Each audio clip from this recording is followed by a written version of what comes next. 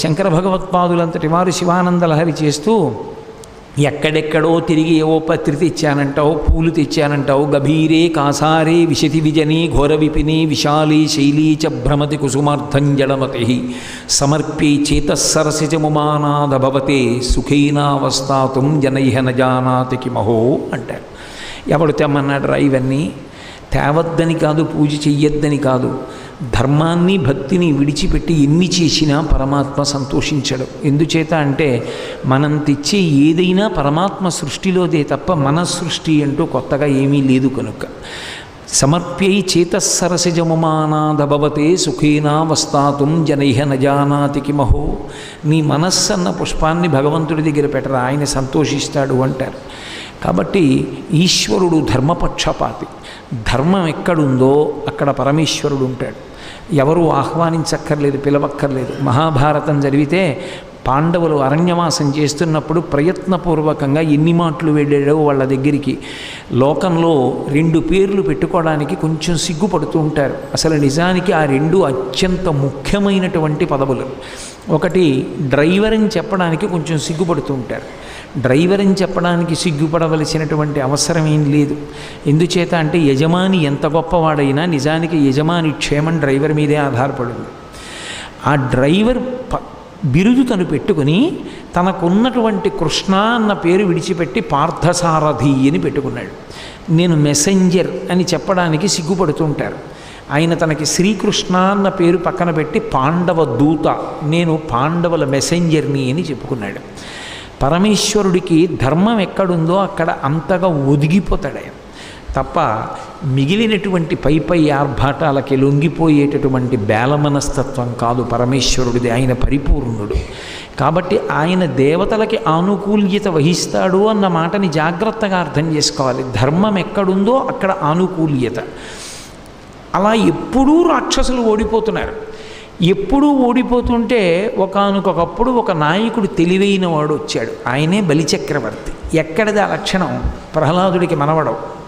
ప్రహ్లాదుడికి మనవడి కనుక ఆయనకి ఒక మంచి ఆలోచన వచ్చింది. ఇక మనం దేవతలతో యుద్ధం చెయ్యొద్దు.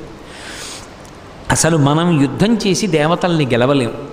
దేవతల్ని గెలవగలగాలి అంటే మనకున్న సాధనం ఒక్కటే, గురువుగారి అనుగ్రహంతోనే మనం దీన్ని సాధించగలగాలి. అన్ని ప్రయత్నాలు విడిచిపెట్టేశాడు. తన గురువు అయినటువంటి శుక్రాచార్యుల వారిని సేవించడం ప్రారంభించాడు. చాలామందిలో ఓ లక్షణం ఉంటుంది, రాక్షసుల గురువు శుక్రాచార్యుల వారు కాబట్టి ఆయన ఏదో తక్కువ అనుకుంటుంటారు. అలా ఏం ఉండదు. ఆ మాటకొస్తే ఒక గురువు వేరొక గురువులో ఉన్నటువంటి గొప్పతనాన్ని గుర్తించగలిగి ఉంటాడు. అసలు అలా ఉండకపోతే అంతకన్నా సంకుచితత్వం, అంతకన్నా అన్యాయమైన విషయం ఇంకోటి ఉండదు. అది పవిత్రమైన విషయం కాదు, దాని గురించి నేను చర్చించక్కర్లేదు. చంద్రశేఖర భారతీ స్వామివారి శృంగగిరి పీఠాధిపత్యంలో ఉండగా కంచి కామకోటి పీఠాధిపత్యం వహించిన చంద్రశేఖరేంద్ర సరస్వతీ మహాస్వామి వారు చేసేటటువంటి అనేకానేక సదస్సుల గురించి విచారణ చేసి సంతోషిస్తుండేవారు. ఇద్దరు గురువుల మధ్య ఎప్పుడూ కూడా ఆ సద్భావన ఉంటుంది. అంతే తప్ప అది ఇంకొకలా ఉండడం అనేటటువంటిది చర్చనీయాంశమే కాదు. కాబట్టి బృహస్పతికి ఎప్పుడూ కూడా శుక్రాచార్యుల వారంటే ఆ గౌరవం. అందుకే బృహస్పతి తన కొడుక్కి చదువు చెప్పుకోవలసి వస్తే తాను చెప్పుకోలేదు. మహానుభావుడురా శుక్రాచార్యుల వారి దగ్గరికి చదువుకోమని తన కొడుకైనటువంటి కచుణ్ణి శుక్రాచార్యుల వారి దగ్గరికి పంపించాడు. శుక్రాచార్యుల వారిని తక్కువ చేసి మాట్లాడడానికి వీల్లేదు. అసలు పరమశివుడి మీద చేసిన స్తోత్రాలన్నిటిలోకి అద్భుతమైన స్తోత్రం చేసిన వాడు శుక్రాచార్యుల వారే.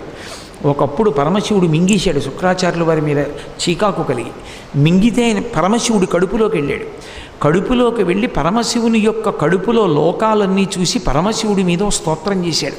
శివమహాపురాణాంతర్గతం ఒక అద్భుతమైన స్తోత్రం అది. నేను చదివినంతలో అసలు శివుడి మీద అటువంటి స్తోత్రం ఇంకా నేను ఎక్కడ చదవలేదు. అంత గొప్ప స్తోత్రం చేశాడు ఆయన. కాబట్టి శుక్రాచార్యుల వారు రాక్షస గురువు కాబట్టి తక్కువ అనడానికి ఏమి ఉండదు. కానీ గురువు అన్నవాడికో లక్షణం ఉంటుంది. శిష్యుడు కొడుకు లాంటి వాడు గురువుకి. అందుకే బిడ్డని ఎంత ప్రేమిస్తాడో శిష్యుణ్ణి కూడా అంతా ప్రేమించగలిగిన వాడై ఉంటాడు గురువు.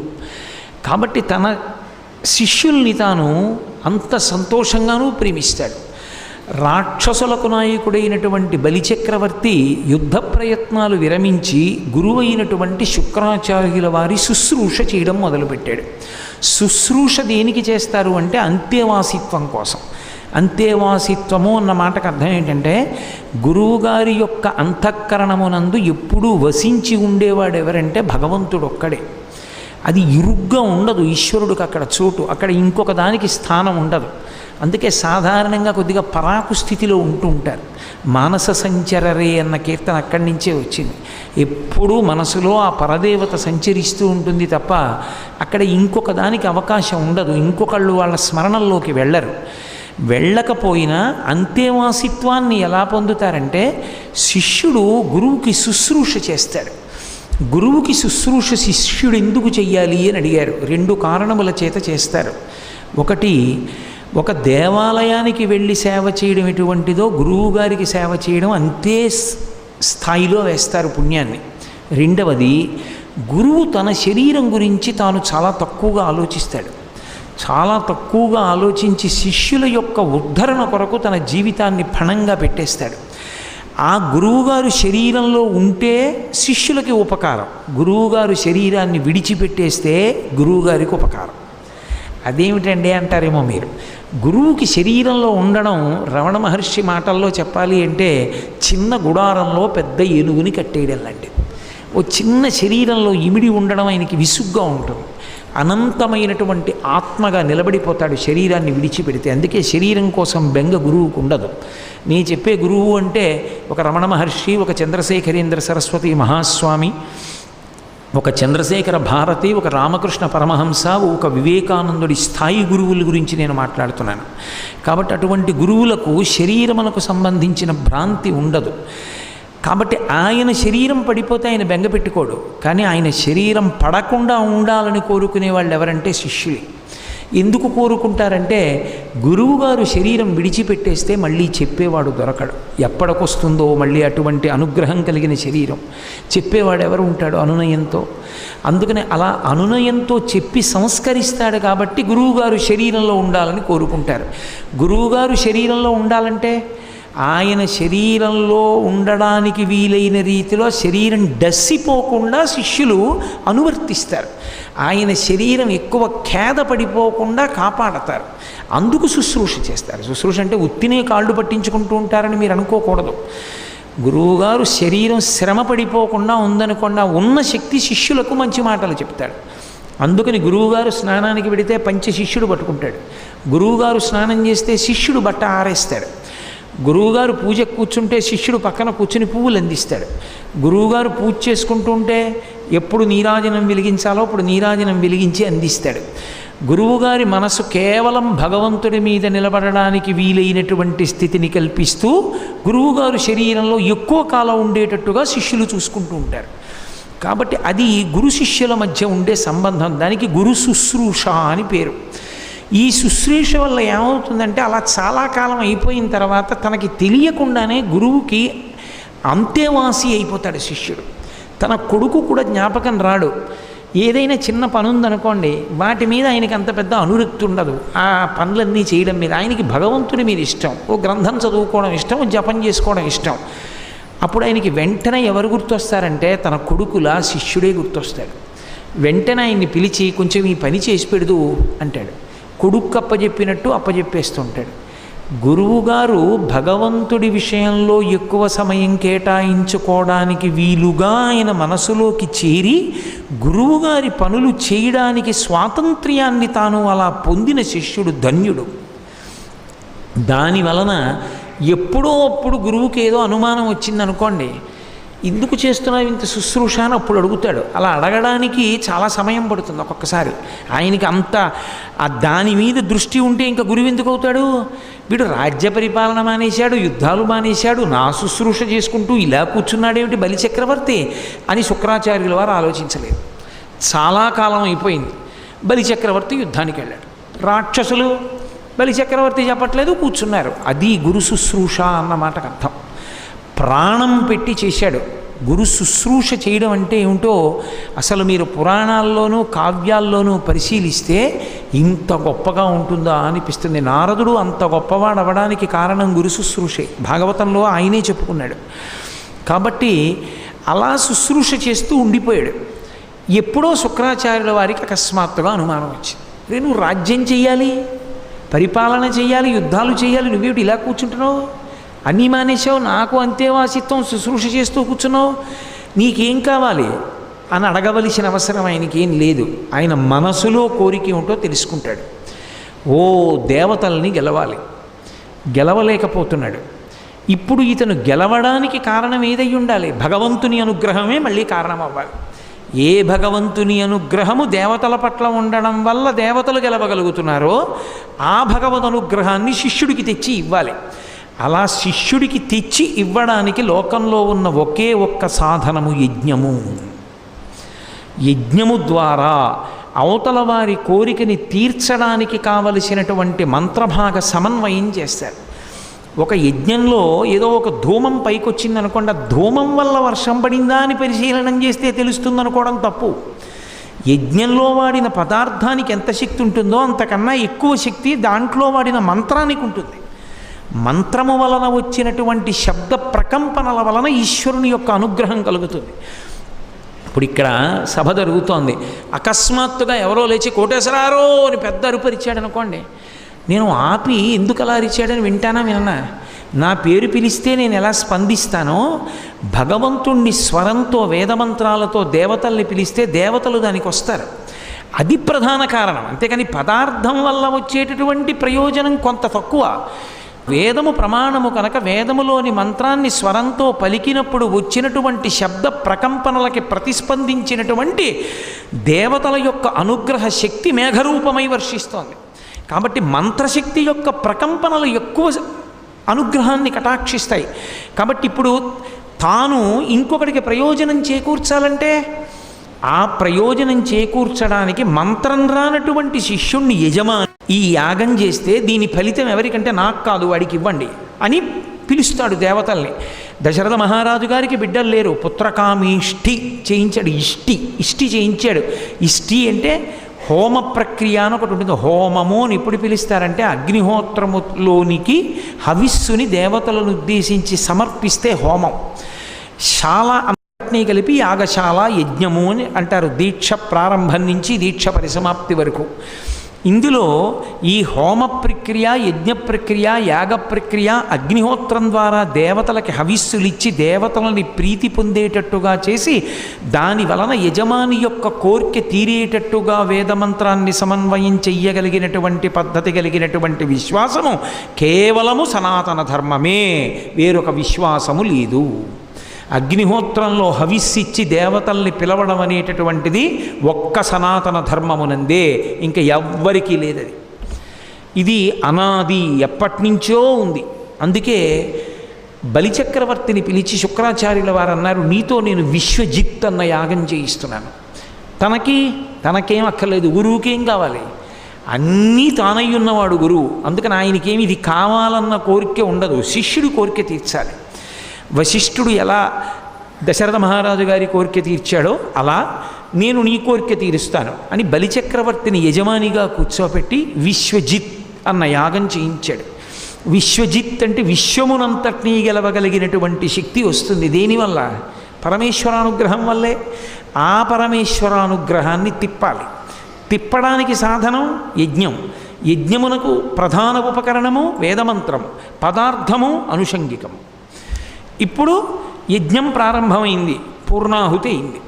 పూర్ణాహుతి అయ్యేటప్పటికీ ఆ యజ్ఞంలోంచి ఒక బంగారు రథం ఒకటి పైకి లేచింది. పైకి లేచి దాని మీద బంగారు వస్త్రం ఒకటి కప్పబడి ఉంది. ఒక గొప్ప స్వర్ణ కవచము, అక్షయబాణ తూణీరములు, సింహములు పూంచినటువంటి రథము, ఇవన్నీ పైకొచ్చాయి. శుక్రాచార్యుల వారు బలిచక్రవర్తిని చూసి అన్నాడు, ఇదిగో దేవతలు అనుగ్రహించారు నీ కోరిక తీర్చడానికి, వీటిని నువ్వు స్వీకరించి యుద్ధానికి బయలుదేరు. ఇప్పుడు నిన్ను నిర్జించగలిగిన వాడు, ఓడించగలిగిన వాడు సృష్టి యందు ఉండడు. అది మంత్రముల యొక్క బలం. ఆ మంత్రశక్తికి ఈశ్వరుడు పలుకుతాడు. ఆ మంత్రశక్తిని శబ్దశక్తిని మినహాయించి పదార్థశక్తిని ఒక్కదాన్ని పరిశీలనం చేస్తే పూర్ణ ఫలితాన్ని అంచనా వేయడం సాధ్యమయ్యే విషయం ఎప్పుడూ కాదు. కాబట్టి ఇప్పుడు ఆ యాగంలో వచ్చినటువంటి రథాన్ని అధిరోహించాడు బలిచక్రవర్తి, యుద్ధానికి బయలుదేరాడు. అందరికీ తెలుసు కదూ, శుక్రాచార్యుల వారు యజ్ఞం చేయించారు కాబట్టి ఇప్పుడు దేవతల అనుగ్రహం అంతా కూడా ఒరిగిపోయింది బలిచక్రవర్తి వైపుకి. ఎవరు ఆయన్ని ఓడించగలరు? అందుకని ఎవరు యుద్ధానికి ఇష్టపడలేదు. అన్నీ ఆయనకి వశమైపోయి స్వర్గలోకానికి వెళ్ళాడు. స్వర్గలోకంలో ఇంద్రుడు ఒక చమత్కారం చేశాడు. ఆయన ఎలా వచ్చింది బలిచక్రవర్తికి ఇంత శక్తి అని అడిగాడు. దేవతల పట్ల కదా ఉంటుంది ఈశ్వర కృప, రాక్షసుడికి ఎందుకు వెళ్ళిందని అడిగాడు. శుక్రాచార్యుల వారి శుశ్రూష చేశాడు. గురుసేవ వలన గురువు యజ్ఞం చేసి బలిచక్రవర్తికి శక్తినిచ్చాడు. నేను నా గురువుని అడుగుతాను, నా గురువు నన్ను రక్షించాలిగా. పరిగెత్తుకుంటూ బృహస్పతి దగ్గరికి వెళ్ళాడు. అది గురువు అన్న మాటకు అర్థం. అయితే ఇప్పుడు మళ్ళీ ఉత్తరక్షణం బలిచక్రవర్తికి ఉన్న శక్తి పోయేటట్టుగా నేను యజ్ఞం చేస్తాను అని అనలేదు బృహస్పతి. కాలము అని ఒక మాట ఉంది. ఆ కాలమునందు ప్రతికూలత అన్నది ఉన్నప్పుడు ఓర్పు ఒక్కటే పరిష్కారం. ఆ ఓర్పు అన్న మాటకు అర్థం ఏమిటంటే కష్టాన్ని ఇష్టంగా స్వీకరించడం. ఇప్పుడు కాలం ప్రతికూలమైతే ఏమవుతుందంటే కష్టం వస్తుంది. హరిశ్చంద్రుడికి రాలా, ఎన్ని కష్టాలు వచ్చాయి? ధర్మరాజు గారికి రాలా, ఎన్ని కష్టాలు వచ్చాయి? కష్టం ఎందుకు వస్తుంది అంటే కాలము ప్రతికూలమైంది. కాలము ప్రతికూలం అవడం అంటే ఈశ్వరుడు వ్యతిరేక ఫలితాలు ఇస్తున్నాడు. గత జన్మ పాపములనేదో దృష్టిలో పెట్టుకుని లేదా ఇతరులకు అనుగ్రహాన్ని కటాక్షిస్తూ వాళ్ళ కోరిక తీర్చడంలో వీడు బాధపడవలసి ఉంటుంది ఒక్కొక్కసారి. ఇప్పుడు దానికి ఓర్పు ఒక్కటే పరిష్కారం. అంటే నువ్వు కష్టములను ఇష్టంగా వహించాలి. భారంగా ఎంతో నలుగుడు పడిపోతూ అయ్య బాబో ఏమిటి నాకు ఈ కష్టం అనుకుంటూ దాన్ని అనుభవిస్తే ఎక్కువ కాలం అనుభవించలేడు. అప్పుడు అది ఎక్కడికి వెళ్ళిపోతుందంటే ఆలోచన ఇన్ని కష్టాలు పడే కన్నా ఈ శరీరం వదిలేద్దాం ఉంటాడు. అదో మహాపాతకం. కాబట్టి కష్టాన్ని పరిస్థితిని అర్థం చేసుకుని ఆనుకూల్యతగా తిప్పుకోవాలి మనసుని. ఎంతమంది ఎన్ని కష్టాలు పడలేదు? కాలోహి దురతిక్రమ, సీతమ్మ తల్లి కన్నా పెద్ద కష్టమా ఈ కష్టం? ధర్మరాజు గారి కన్నా పెద్ద కష్టమా ఈ కష్టం? ఇంద్రుడు పడ్డ కష్టం కన్నా కష్టమా ఈ కష్టం? పౌరాణిక గాథలన్నీ ఎందుకు వస్తాయి అంటే ఎప్పుడైనా కాలము ప్రతికూలముగా ఉన్నప్పుడు మనిషి తన స్థైర్యాన్ని కోల్పోకుండా ఉంచుకోవడానికి కావలసినటువంటి ధైర్యాన్ని ఇస్తాయి. కాబట్టి మీరు కూడా అదే పొందండి. మీకు కాలము అనుకూలమయ్యే వరకు మీరు ఎదురు చూడండి అన్నాడు. ఎప్పటికీ అనుకూలమవచ్చు అని అడిగాడు. అంటే ఆయన అన్నాడు, బలిచక్రవర్తి చాలా చాలా మంచివాడు కావచ్చు, కానీ ఉపాధి దోషం ఉంది, సంఘ దోషం ఉంది. రెండు దోషాలు ఉన్నాయి. ఒకటి, ఆయన ఉన్న ఉపాధి రాక్షస శరీరం. రాక్షస శరీరం కనుక ఉపాధి దోషం రీత్యా అకస్మాత్తుగా తన గురువుని తిరస్కరిస్తాడు ఒక్కొక్కసారి. రెండు, సంఘదోషం ఉంది. ఆయన చుట్టూ ఉండేవాళ్ళు రాక్షసులు. సంఘము మంచిదనుకోండి, తప్పు పని చేస్తున్నా సత్సంగం వలన ఏమవుతుందంటే ఇది దిద్దబడుతుంది. రామకృష్ణ పరమహంస అంటుండేవారు, ఒక ఏనుగుకి ఉండే లక్షణం ఏమిటంటే అది నడిచి వెడుతున్నప్పుడు పక్కన జాజితీగ కనబడితే తొండంతో కిందకి లాగేస్తుంది. ఎందుకు దానికి జాజితీగ లాగడం ఎందుకు? ఓ కొమ్మ కనబడితే దాన్ని పట్టుకుని ఉంచేస్తుంది. అదే ఏనుగు పక్కన మామటి నడుస్తున్నాడు అనుకోండి, తొండం ఇలా ఎత్తబోతుంది. ఎడంచేత్తో మామటి సన్నగా ఉన్నవాడు ఓ చిన్న కర్ర పట్టుకుని ఇలా అంటాడు, ఆ తొండం కిందకి దింపేస్తుంది. ఇంత బలమైన ఏనుగు, ఇంత బలహీనుడైనటువంటి మామటి చేతి ఆ కర్రతో ఇలా అంటే, అంకుశంతో ఇలా అంటే తొండాన్ని పక్కన పెట్టి చెట్టుని విరవడం మానేసినట్టే ఆయన ఎంత సన్నగా ఉన్నా, ఎంత బలహీనంగా ఉన్నా, ఎంత ఐశ్వర్యం లేనివాడైనా ఆయనకున్న ఈశ్వర ఉపాసన బలాన్ని, ఆయనకున్న ధర్మాన్ని నువ్వు దృష్టిలో పెట్టుకుని ఆయన మాటకి నువ్వు లొంగడం నీకు రావాలి. ఆయన నిన్ను లొంగదీయడం కాదు, నువ్వు ఆయనకి లొంగిపోవాలి. ఏనుగు మావటికి లొంగిపోయిందా? మావటి ఏనుగుని నిజంగా లొంగదీయగలడా? పక్కన నడుస్తున్నప్పుడు ఏమరపాట్లో ఉన్నప్పుడు తొండంతో తిప్పి కాలు కింద పెట్టి తొక్కేస్తానంటే మావటి ఏం చేయలేడు. కానీ ఏనుగు లొంగిపోతుంది మావటికి. ఏనుగు మావటికి లొంగింది కాబట్టి ఏనుగు దేన్ని పాడు చేయదు మావటి పక్కన ఉన్నంతసేపు. అలా సత్పురుషుడికి మనం లొంగిపోతే ఆయన యొక్క ప్రభావం చేత మనం చెడ్డ పనులు చెయ్యకుండా మనని మనం నియంత్రించుకోగలుగుతాం. అలా నియంత్రించుకోగలిగిన శక్తి ఎక్కడి నుంచి వస్తుంది అంటే సత్పురుష సహవాసము చేత. బలిచక్రవర్తికి అది లేదు. ఆయన చుట్టూ ఉన్నవారు రాక్షసులే. రాక్షసుల యొక్క బుద్ధి రాక్షస బుద్ధి. కాబట్టి ఎప్పుడైనా బలిచక్రవర్తి యొక్క బుద్ధి వైక్లభ్యమును పొందితే దాన్ని దిద్దేవాళ్ళు లేరు. కాబట్టి ఏ గురువుగారైన శుక్రాచార్యుల వారి వలన ఇంత అనుగ్రహాన్ని పొంది ఈ సామ్రాజ్యాన్నంతటినీ గెలిచాడో అదే శుక్రాచార్యుల వారి మాట నేను వినను అంటాడు ఒకప్పుడు. ఎప్పుడు విననంటాడో అప్పుడు ఎంత ఐశ్వర్యం వచ్చిందో అంతా జారిపోతుంది. గురువు సంకల్పానికి వచ్చినది గురువు యొక్క సంకల్పం చేతనే పోతుంది. గురువు సంకల్పంతో వచ్చింది ఎన్నాళ్ళు ఉంటుంది అంటే గురువుగారు కోప్పడనంత కాలం ఉంటుంది. గురువుగారు కోప్పడేటట్టుగా ప్రవర్తించాడు అనుకోండి, చెయ్యి నీ ఐశ్వర్యము దగ్ధమవుగాక అన్నాడు అనుకోండి, పోతుందంతే. కాబట్టి అలా అంటాడు గురువు. ఎందుకంటాడు? తనని ధిక్కరించడం చేత అంటాడు. ఎందుకు ధిక్కరిస్తాడు? రాక్షస శరీరం కాబట్టి. ఏ విప్రబలము వలన ఇంత ఐశ్వర్యాన్ని సంపాదించాడో అదే గురు ధిక్కారము చేత పోగొట్టుకుంటాడు. అది ఆ శరీరానికి ఉన్న లక్షణం. అలా ఎప్పుడు ధిక్కరిస్తాడో అప్పటి వరకు మీరు వేచి చూడండి. అప్పుడు మీకు కాలం అనుకూలమైందని గుర్తు. అప్పుడు మీకు మళ్ళీ రాజ్యం వస్తుంది. కాబట్టి సహనం అవసరం. ఆ సహనం అన్నది లేకపోతే జీవితంలో అందమన్నది ఉండదు. సాధించడం అనేటటువంటిది ఎప్పుడూ సాధ్యం కాదు. ఓర్పు అన్నిటికన్నా ప్రధానం. కాబట్టి ఓర్పు పట్టు. ఇప్పుడు నాకు చెప్పండి, బలిచక్రవర్తి ఆఖ్యానం కేవలం పురాణమా? మన జీవితాల్లో మనం కూడా అన్వయం చేసుకోవలసిన అనేక విషయాలు అందులో ఉన్నాయా లేవా? గురువు యొక్క శుశ్రూష, గురువు యొక్క సేవ ఎంత గొప్పదో. మీరు అప్పుడంటే అలా చేశారు కానండి, ఇప్పటికీ అలా ఉన్నారా అని మీరు నన్ను అడగచ్చు. మేమందరం చాలామంది కాశీపట్టణానికి వెళ్ళాం ఒక సంవత్సరం క్రితం. కాశీయాత్ర అని అది టీవీ ఛానల్స్లో కూడా ప్రసారం చేసాయి. ఆ కాశీయాత్రకి వెళ్ళినప్పుడు మా అందరికీ కూడా ఉపకారం చేశాడు కాశీపట్టణంలో ఒక పెద్ద ఆయన. ఆయనకి మాట ఇప్పటికీ అంత బాగా స్పష్టంగా ఉండదు. ఆయన పుట్టుమూగివారు. ఆయనకి మాట రాలేదు చాలా కాలం. ఏం చెయ్యాలని ఆలోచించి వాళ్ళ నాన్నగారు మంచి దక్షత కలిగిన పండితుడు. ఆయన ఆ పిల్లవాడిని తీసుకెళ్ళి శృంగేరి పీఠాధిపతులు, అప్పటి పీఠాధిపత్యం వహించిన మహాపురుషులు అభినవ విద్యాతీర్థ మహాస్వామి వారి దగ్గర వదిలేశాడు. గురు శుశ్రూష చెయ్యి, నీకు రానిది ఉండదన్నాడు. ఆ పిల్లవాడిని చూశారు అభినవ విద్యాతీర్థ మహాస్వామి వారు. ఆశ్రమంలో స్వామివారికి సేవ చేస్తూ ఉండేవాడు. గది తుడుస్తూ ఉండడం, ఆయన వస్తుంటే ఎవరు ఆయన్ని ముట్టుకోకుండా చూడడం, ఇలాంటి పనులన్నీ చేసేవాడు. కొన్నాళ్ళు చేసిన తర్వాత ఆయన అనుగ్రహ దృష్టులతో చూడడం మొదలుపెట్టారు. ఆయనకి మాట వచ్చింది. ఆయనే మాట్లాడుతూ మా అందరికీ కాశీయాత్రలో ఎంతో ఉపకారం చేశారు. కాబట్టి గురు శుశ్రూష అప్పుడే కాదు, ఇప్పుడు అంతే. గురు శుశ్రూష అన్న మాటలో ఒక రహస్యాన్ని మీరు గుర్తుపెట్టుకోవాలి. ఎంత శక్తి కలిగిన గురువుకి శుశ్రూష చేస్తే అన్న మాట ఉండదు. మీకు ఆయన గురువు అన్న నమ్మకం మీకు ఉండాలి. గురువు అంటే ఏమిటంటే మీ గురి.